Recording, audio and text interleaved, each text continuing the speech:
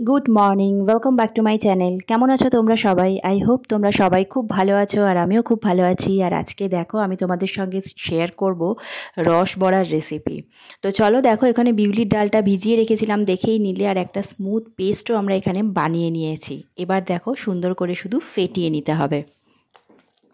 ফ্যাটানোটা যদি ভালো না হয় তাহলে রসবড়াগুলো যখন ভাজা হবে বা রসের মধ্যে দেওয়া হবে ওটা কিন্তু ফুলবে না।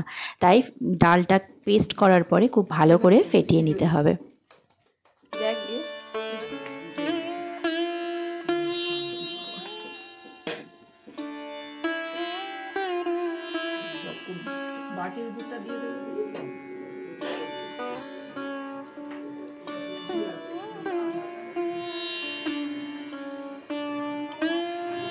আর রসবড়ার রসটা তৈরি করার জন্য এখানে দেখো গুড়টা জাল দিতে আমরা বসিয়ে দিয়েছি। এদিকে তেল গরম করতে দেওয়া হয়েছে, তো তেল গরম হয়ে গেলেই আমরা রসবড়াগুলো ভেজে নেব। আর এখানে দেখো তেলটা একদম গরম হয়ে গেছে, সেটা চেক করে নিয়েই রসবড়াগুলো তেলের মধ্যে পরপর ছেড়ে দেওয়া হচ্ছে। এবার একটুখানি লাল লাল করে ভেজে নেওয়ার পালা, আর ভাজা হয়ে গেলেই ওগুলো তুলে নিয়ে রসের মধ্যে দিয়ে দিতে হবে।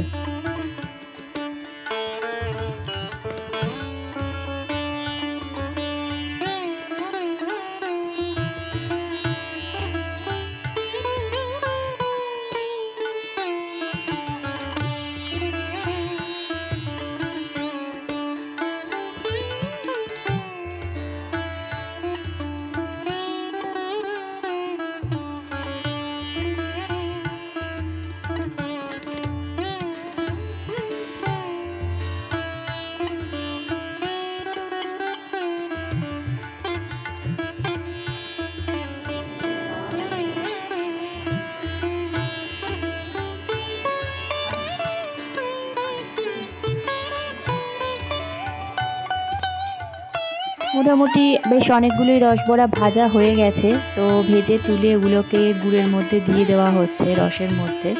তো এগুলো এখন যা সাইজ দেখছো, রসে ডুবলে আর একটুখানি ফুলে যাবে, গুড়টা ভেতরে অ্যাবজর্ব হয়ে, তো তখন আরও সুন্দর একদম নরম তুলতুলেও হয়ে যাবে আর ভেতরে রসটাও ঢুকে যাবে।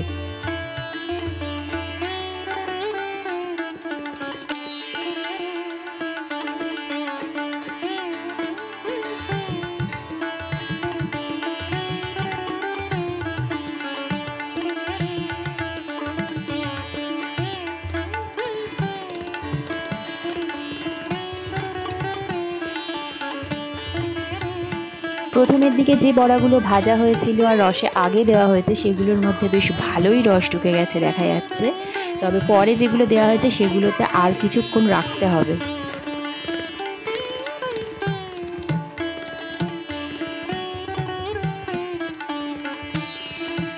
ফাইনালি রসবড়াগুলো রসে ডুবে একদম টইটুম্বুর হয়ে গেছে, সুন্দর একদম খাওয়ার জন্য রেডি হয়ে গেছে।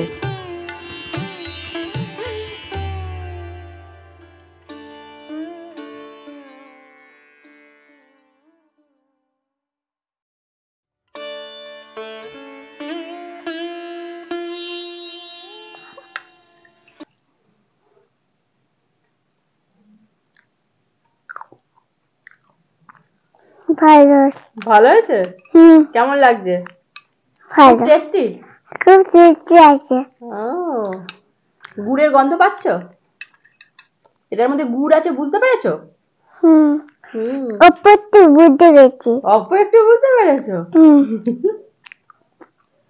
তুমি কি এটা বেশি বেশি খেতে চাও না অল্প খেতে চাও? বেশি বেশি খেতে চাই। এত ভালো হয়েছে? হ্যাঁ, এত ভালো হয়েছে। আচ্ছা ঠিক আছে।